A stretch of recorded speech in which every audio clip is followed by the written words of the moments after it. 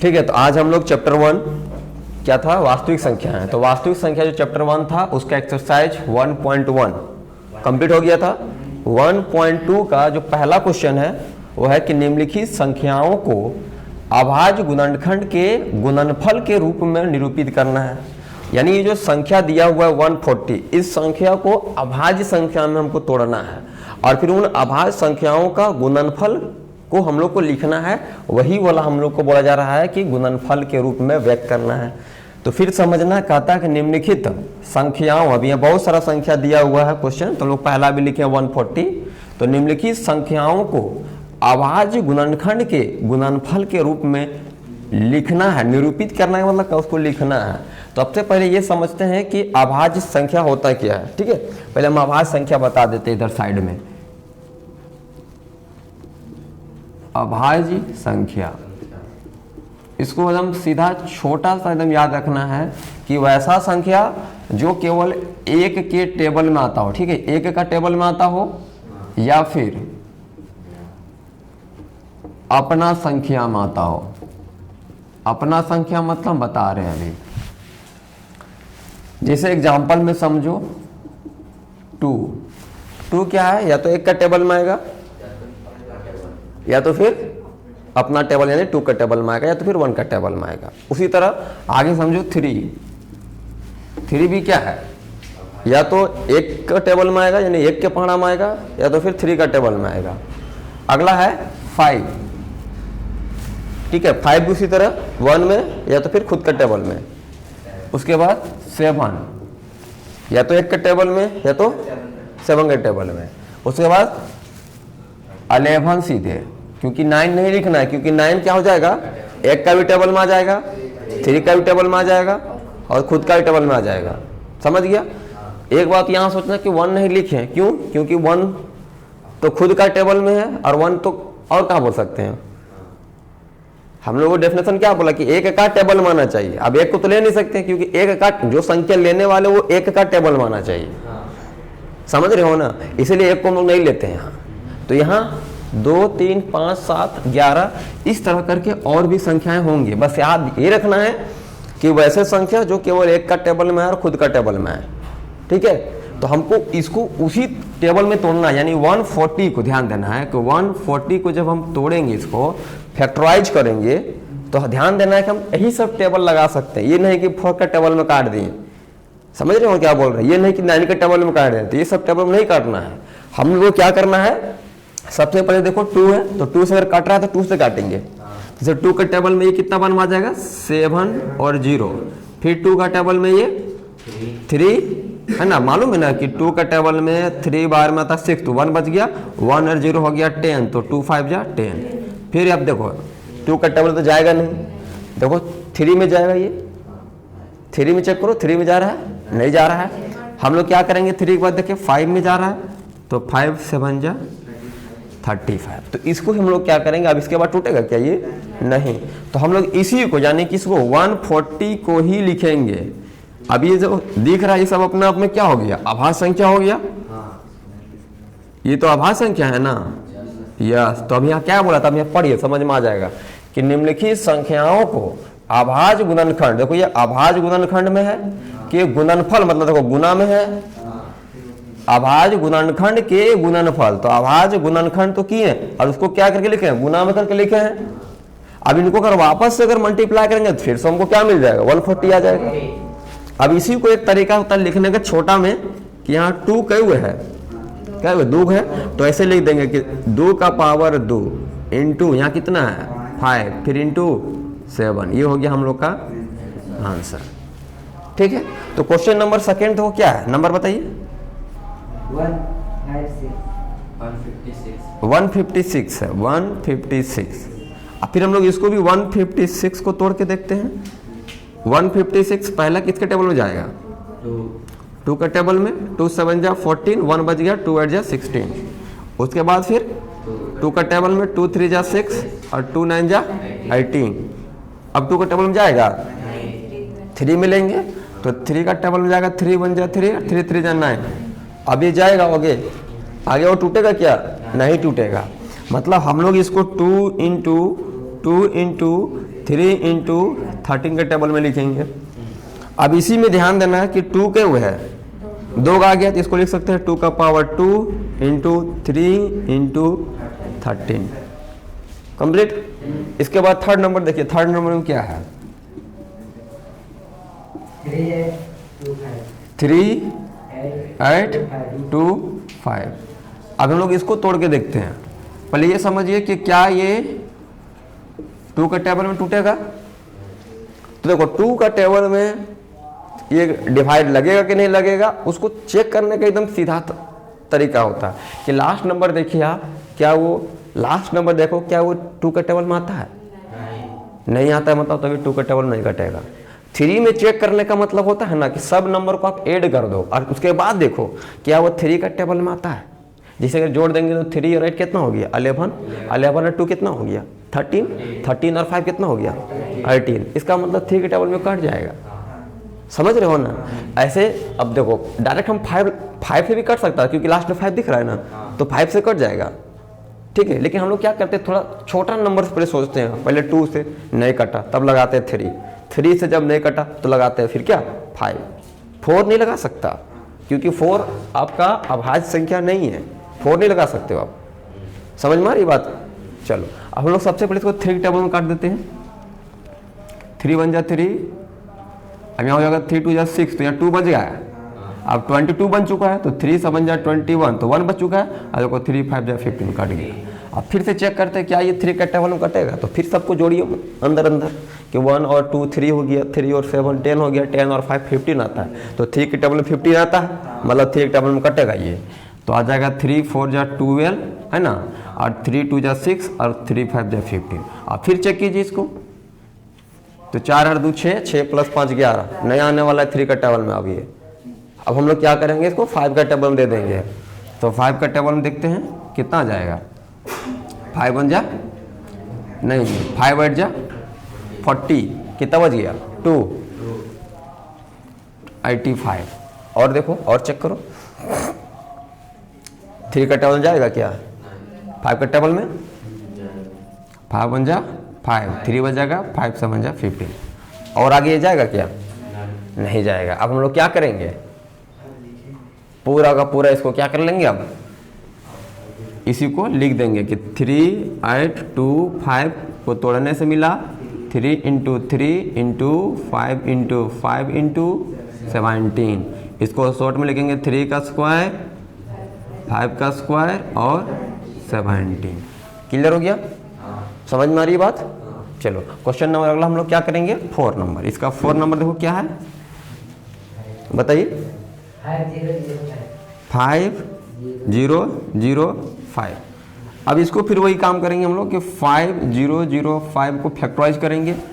Check कीजिए क्या ये 2 का टेबल में जाएगा, जाएगा नहीं जाएगा। फिर 3 का टेबल में नहीं जाएगा, बहुत बढ़िया। 5 का टेबल में जाएगा ये, यस 5 का टेबल में डिवाइड जाएगा। तो 5 का टेबल में 5 बन जा 5, फिर से 0 फिर से 0 फिर यहाँ 1। अब इसको चेक कीजिए तो क्या ये किसी का टेबल में जाएगा 2 का टेबल में जाएगा नहीं, 3 का टेबल में जाएगा नहीं जाएगा। चेक कर लेते हैं एक बार क्या जाता है क्या 3 टेबल में चेक कर लेते हैं। 3 का टेबल में 3 3 जा 9, तो 9 हो गया तो 1 बच गया, फिर 3 3 जा 9, 1 बच गया 11 आ रहा है, मतलब नहीं जाएगा। और देखो 5 का टेबल में नहीं, 5 का टेबल में जाएगा नहीं। देखो अब ये चेक करो कौन सा ऐसा टेबल है जिसके लास्ट में 1 आता है, किसका टेबल है इसके लास्ट में 1 आता है। जो 3 का टेबल में 7 पर 21 आता है, लास्ट में 1 आता है ना, तो वैसा सोचो 4 का टेबल में नहीं आता है, 5 का टेबल में नहीं आता है, 6 का टेबल में नहीं आता है, 7 का टेबल में, 9 के टेबल में आता है। तो एक बार चेक कर लेते हैं 9 में। तो 9 9 जा कितना हो गया 9 1 जा 9, यहाँ कितना बच गया 1, तो 1 और 10 कितना हो गया, फिर 9 1 जा 9, और 9 आभाज्य संख्या है नहीं। बहुत बढ़िया बहुत बढ़िया। 9 से हम लोग दे नहीं सकते थे क्योंकि 9 क्या है आभाज्य संख्या नहीं है। चलो हम एक तो दिमाग लगाया अभी। अब यहाँ ये सोचो कि 11 से सोचो, 11 से जाएगा ये, 11 से देख लेते हैं। अगर 11 से देंगे तो क्या हो जाएगा ये 11 1 जा 11 9 जा 99 होता है, तो 100 हो गया था, तो 1 बचा, तो 1 और 1 11 होता है, मतलब एक बार में आ गया ये। हाँ, बढ़िया काम किया अभी। अब ये सोचो कि 91 फिर किसी के टेबल में आता है? 2 में सोचो, 2 में तो नहीं आता है, 3 में नहीं आता है, 13 के टेबल में आता है ना। तो 13 के टेबल कितना बार में आता है? 7 बार में। अब तो नहीं घटेगा ना ये, 7 का टेबल में 7 एक ही बार में जाएगा, तो फिर वही ना फाइनल आ जाएगा।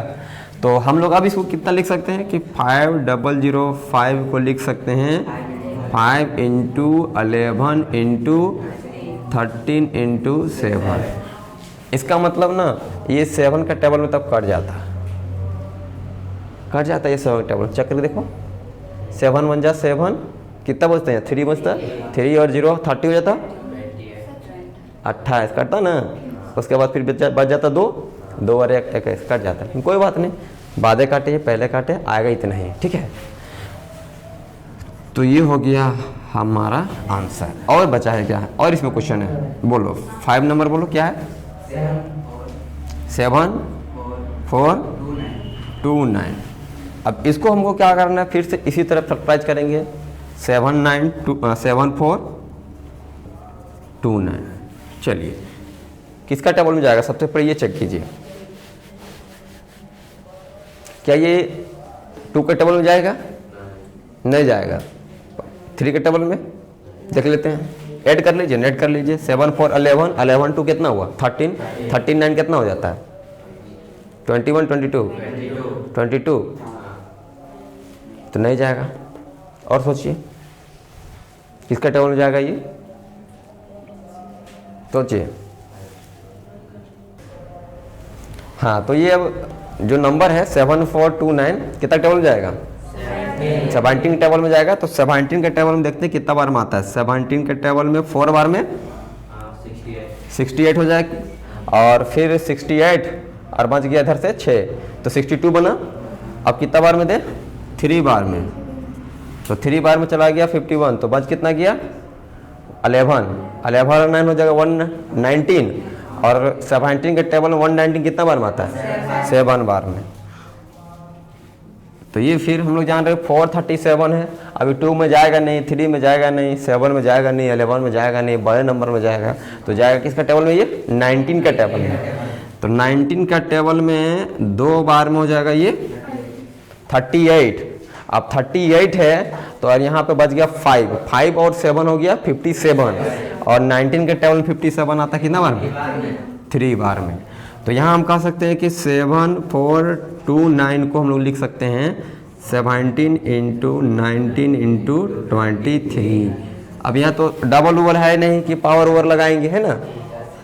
तो ये हम लोग का क्वेश्चन नंबर जो 1 हुआ क्या हुआ? कंप्लीट हो गया। अब हम लोग क्या करेंगे क्वेश्चन, तो अगला जो हम लोग क्वेश्चन है वो क्वेश्चन नंबर 2 है। अब क्वेश्चन नंबर 2 ध्यान से समझना पहले क्या बोल रहा है ना।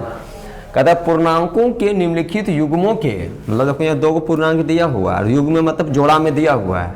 एचसीएफ और एलसीएम पहले ज्ञात करना है, ठीक है। एचसीएफ यानी कि हाईएस्ट कॉमन फैक्टर, और एलसीएम यानी कि लोवेस्ट कॉमन मल्टीपल, है ना।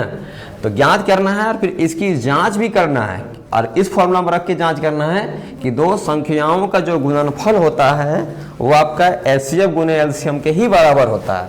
तो सबसे पहले हम ये 2 संख्याओं का क्या करेंगे? एचसीएफ और एलसीएम दोनों निकालेंगे। किसका किसका? 26 और 91 का। तो हम लोग पहले ना 26 को फैक्टराइज करते हैं, ठीक है। 26 को तो 2 का पाम जाएगा, है ना, जाएगा कितना बार में और जाएगा? नहीं, तो ये केवल कितना आ गया? 2 × 13। अब 91 को देखो, 2 का टेबल में जाएगा, 3 का टेबल में नहीं, 3 टेबल में जाएगा रे, जाएगा 3 टेबल में आएगा, नहीं आएगा? और अच्छा नहीं आएगा। आगे चेक करो, 5 में, 7 में, 7 के टेबल में तो आ रहा है ना। 7 के टेबल में आएगा 7 1 जा 7, और फिर 2 बच गया, 2 और 1 3, तो 7 3 जा 20। तो आ गया यहाँ पे 7 × 13। चलो दोनों टूट गया ना। अब हम लोग क्या करेंगे? एचसीएफ निकालेंगे। एचसीएफ बहुत आसान होता है, बस देखना है दोनों में मिल कौन सा रहा है। जो मिल गया वही हो गया एचसीएफ। और एलसीएम में कैसे निकालते? जो मिला है उसमें से ए को लिखना है, ठीक है, और जो नहीं मिला है उन सबको लिख देना ऐसे, ठीक है। अब इनको मल्टीप्लाई करो, कितना आ रहा है ये 26 इंटू 7, तो ऐसे मल्टीप्लाई कर लेते हैं 26 को 7 से, 7 6 जब 42 का 2 हाथ में 4, और यहाँ हो गया 14 और 4 कितना होता है 18, तो कितना मिला 182। अब हम लोग का एचसीएफ भी निकल गया है और एलसीएम भी निकल गया है। अब हम लोग क्या करेंगे, जांच करेंगे। अब हम लोग क्या बनेंगे, डॉक्टर, अरे चेक करेंगे, जांच करेंगे कि फॉर्मूला क्या दिया गया था कि 2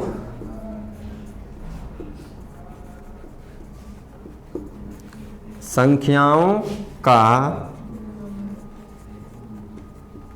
गुणनफल बराबर क्या बोला गया था, एचसीएफ गुने एलसीएम। तो 2 संख्याओं कौन कौन था, क्वेश्चन दिया हुआ था ना 26 और इधर एचसीएफ कितना दिया हुआ है 13 और एलसीएम दिया हुआ था 182। अब हम लोग दोनों को पहले मल्टीप्लाई करेंगे, किसको किसको, 26 और 91 को, इनका मल्टीप्लाई करके जो आएगा, और फिर सेम आना चाहिए इधर भी। अगर दोनों तरफ सेम आया ना तो इससे ये हम लोग को पता चल जाएगा ना कि हम लोग एचसीएफ और एलसीएम सही फाइंड किए हुए हैं। अगर नहीं आया तो मतलब तक गलत बना है। तो चलते हैं मल्टीप्लाई पहले करते हैं, किसको किसको, 91 को 26 से, तो 6 बन जा 6, और यहाँ से कितना हो जाएगा 6 9 जा 50। उसके बाद हम लोग जानते हैं कितना, 2 बन जा 2 और 2 9 जा 18, तो ऐड करेंगे कितना मिलेगा 6, यहाँ फिर 6 और यहाँ से 13 और यहाँ से 2, मतलब 23 66 आया।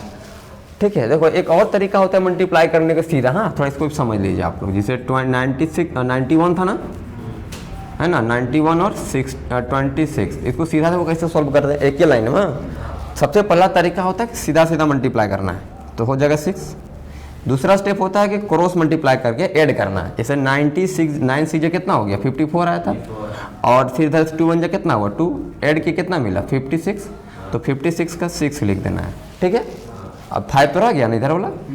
अब सीधा इसको मल्टीप्लाई करेंगे, 9 2 जा 18 और 5 कितना होगा, एक ही बार में आ गया ना। तो ऐसे भी मल्टीप्लाई कर सकते हो, एक ही स्टेप में आ जाएगा।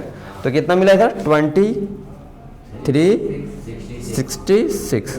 अब इधर मल्टीप्लाई कर लेते हैं, 182 है और 13 है, तो यहाँ से हो गया 6, यहाँ से हो गया 24, यहाँ से हो गया 4, यहाँ से हो गया 2, यहाँ से हो रहा है 8 और यहाँ से मिल रहा है 1, 6 हो गया 6 हो गया, और यहाँ कितना हो गया, कितना हो रहा है, थोड़ा सा उल्टा आ रहा है ना, मल्टीप्लाई कहीं गलती की है क्या, देखो चेक करो फिर से। 3 2 जा 6, 3 ऐड जो होता है 24 का 4 हाथ में 2, 3 1 जा 3 और हाँ यहाँ गलती हो गया था, यहाँ 5 होता ना। अब ठीक आ गया, देखो 5 और 8, 13 का 3 हाथ में 1 1 आया, तो क्या हो गया 1 1 2, तो कितना आ गया 23 66। तो दोनों तरफ देखो सेम नंबर आ गया ना। तो हम लोग बोलेंगे कि ये जो हम लोग का एलसीएम और एचसीएफ निकला है वो सही निकला है, मतलब इससे हम लोग का क्या हो गया, जांच हो गया। ठीक है, अगला हम लोग क्वेश्चन नंबर बताइए, फर्स्ट नंबर था ना ये, 2 का पहला था, अब 2 का दूसरा नंबर क्या है, 510 है और 92 है। ठीक, तो सबसे पहले हम लोग क्या करेंगे, 5 10 का जो है उसका फैक्टराइज करेंगे। हाँ 5 10 का फैक्टराइज करते हैं, कितना आता है देख लेते हैं। तो 5 10 है, 5 और 10, तो किसका टेबल में जाएगा ये, 2 का टेबल में जाएगा, क्योंकि लास्ट में तो 0 दिख रहा है, तो 2 का टेबल में कट जाएगा। तो 2 का टेबल में 2 2 जा 4, यहाँ बच गया कितना 1 1 और 1 हो गया 11, तो 2 5 जा 10, फिर 1 बच गया 2 5 जा 10। अब तो 2 का टेबल में जाएगा नहीं ना, किसका टेबल में 5 का टेबल में, 5 5 जा 25 और 5 1 जा 5। अब 51 किसी के टेबल में आता है, नहीं आता है, आता है ना, 3 के टेबल में आता है ना। तो 3 का टेबल में 3 1 जा 3 और 3 7 जा 21, मतलब यहाँ क्या क्या मिला, 5 10 में 2 मिला है, 3 मिला है, 5 मिला है, 17 मिला है ना। अब सब नंबर अलग अलग है, फिर 92 को तोड़ते हैं इसी तरह। 92 किसका टेबल में, 2 का टेबल में, 2 4 जा 8 है ना, 2 6 जा 12, 2 2 जा 4, 2 3 जा 6। अब जाएगा क्या ये, कितना मिला, 2 इंटू 23 आ गया है ना। देखो अचानक लाइटों कट के गड़बड़ा हो गया रे। चलो ध्यान देना कि 2 इंटू 23 हो गया। तो इसकी तो हम लोग कैसे लिख सकते हैं, 2 का पावर लिख देंगे 2 इंटू 23। अब जब हम लोग इसका एचसीएफ लिखेंगे, एचसीएफ, तो एचसीएफ पे तो जानते हैं हम लोग ना किसको लिखेंगे, एचसीएफ में उसको लिखते हैं जो दोनों में मिल रहा था। अब दोनों में मैच कीजिए तो कौन ना मिल रहा था, और कुछ मिल रहा था क्या, और कुछ नहीं मिल रहा था, मतलब केवल एचसीएफ आया 2। एलसीएम में ध्यान देना, एलसीएम में हम वो भी बताए थे कि जो मिलता है उसमें से केवल एक लिखते हैं और फिर बाकी सबको फिर क्या कर देते हैं, उतार देते हैं। ठीक है, तो यहाँ तो एचसीएफ हम लोग समझ गए कि 2 आया। अब हम लोग ये समझेंगे कि एलसीएम कैसे आएगा, है ना। तो हम अभी बताए थे कि जो मिल गया ना उसमें से एक लिखना है, अब बाकी जो बच गया सब उतार दो, यहाँ के बाद सब उतरेगा। 2 भी आएगा, फिर ऊपर का 3 भी आएगा, ये 5 भी आएगा, फिर 17 भी आएगा और 23 भी आएगा। ठीक है, अब इसको पूरा मल्टीप्लाई करके क्या निकलेगा, एलसीएम। ये आप लोग करोगे, ठीक है, ये आप लोग करोगे कि कैसे इसको मल्टीप्लाई करने से कितना आएगा। तो यहाँ पे आ जाएगा, ये आपका पूरा मल्टीप्लाई करने से एलसीएम आ जाएगा। उसके बाद आप लोग ये जांच करोगे, ठीक है, कि ये दोनों दो संख्याओं